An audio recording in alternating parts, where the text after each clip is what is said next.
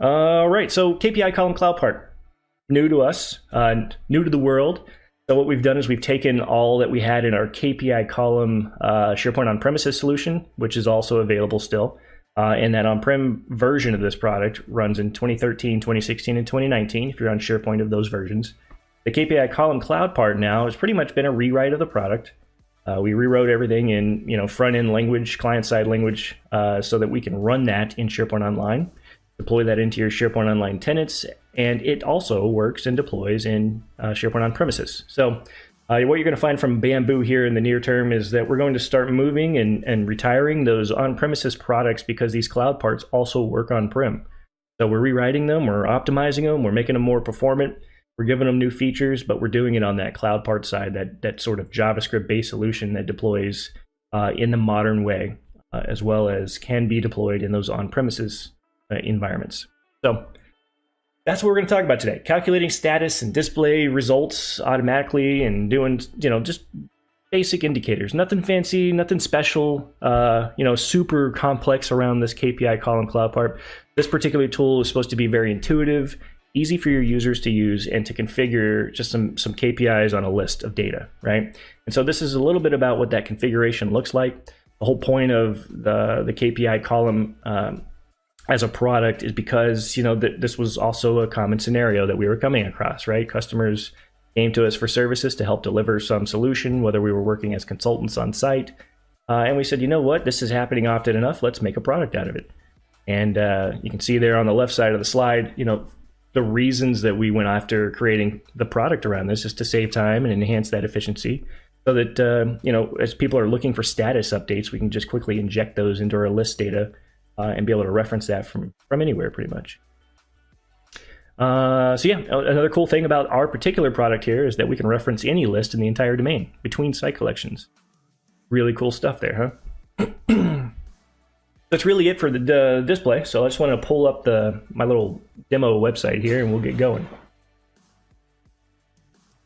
All right, let me find my proper page here. Okay. Over here. All right, so I got a little test site here.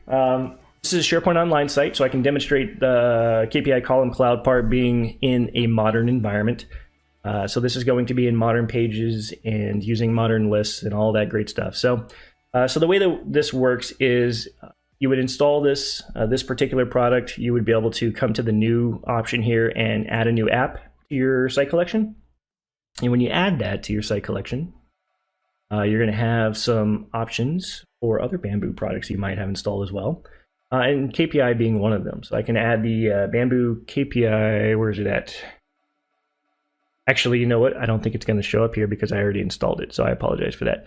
If I go to the apps that we do have installed, which we can do, over here, we'll go to Site Contents, you'll see the list of them here. There we go, Bamboo KPI column, right? So this app is now installed in my site collection and I can leverage that in my modern pages. So if I come to my pages library and I want to kind of view a page and how to add that web part, there are two parts that come with KPI column. There is a display web part and then there is a configuration web part. Now you don't have to do this. You don't have to add these web parts to a page in order to actually configure the solution. If you'll notice, when we go to any list in SharePoint after we've installed this product, let's say I go to a task list here, you're going to notice that there's an actual,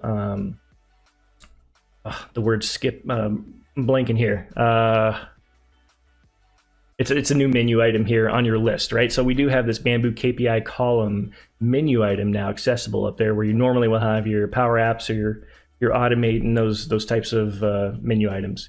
So if I click on that, that will allow me to actually just launch the configuration screen for this product right then and there. I can configure it from within the context of the page that I wanted to add it to so that I can kind of see all that happening in real time.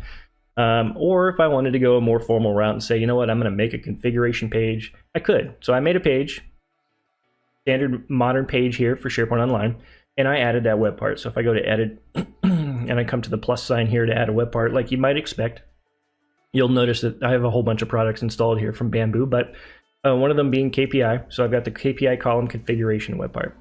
There's also that KPI column display web part. So I've already added the configuration here, and that's what we're seeing. So I'm just going to go ahead and discard my changes here because I didn't really do anything. Now, if we look at the configuration, it's pretty straightforward, I think.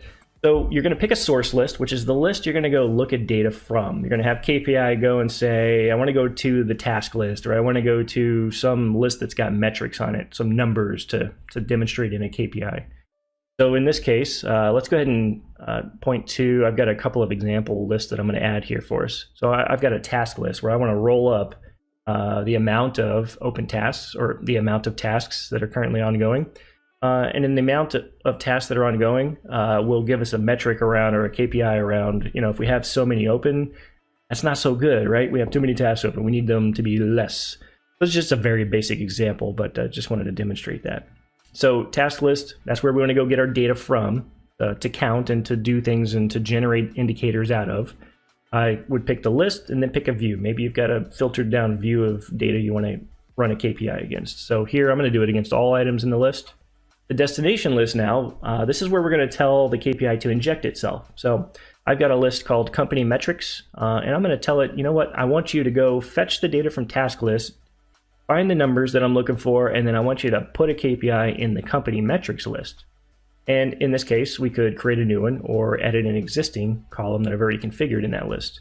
You'll notice I've already configured one called hours worked. So when we go to that list, we'll see a quick look at what an indicator looks like for the hours worked. And then after this, we'll also see the task KPI. So for this one, we're going to call it the tasks open, we'll say. You can give it a description if I'd like. My options here for the value in the column, there are three options. So I can either do the number of list items in the view and kind of build the KPI on that number. I could calculate the value in this column for all of the list items in the selected view above. So what it's going to do is going to go to the task list, pull back all the items that came as a result of the all items view.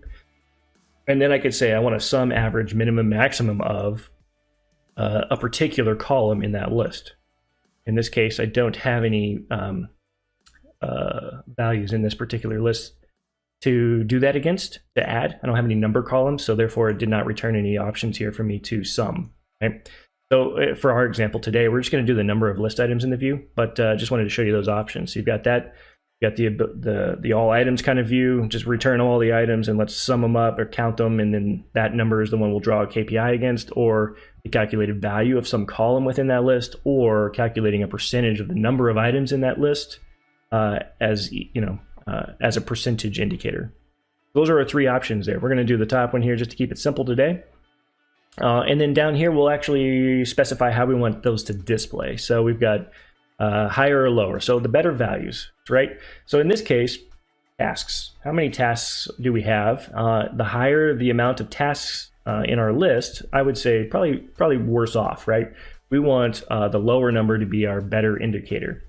So I'm going to mark this as lower. So the lower amount of tasks we have, probably the better off we're doing. We're completing them. We don't have any open outstanding things against us, etc. So in this case, you can set some status icons here, default check marks or flat or traffic lights. It's just kind of a style preference there, and the indicator icon that you want returned. And then down here, we set the values and what values are going to return which KPIs. So if I move these around, like to check marks, you'll notice the icons changed here, and you can see what those look like. Flat, and we have traffic light. So just some preferences there, some stylization, if you will. So here in this case, let's just say if we've got more than, or less than, sorry, because we're going to do lower is better. If we've got less than 3 tasks, we're in the green. We're doing really good, right? If we've got less than 5, now let's do 6. If we got less than 6, but more than 3, then that's kind of a yellow indicator, and that's what we're specifying here. You can give those some tooltips too, so you can type in some string of text there to, if you hover over the KPI, it'll give you that string back so that it's more informative for the user maybe.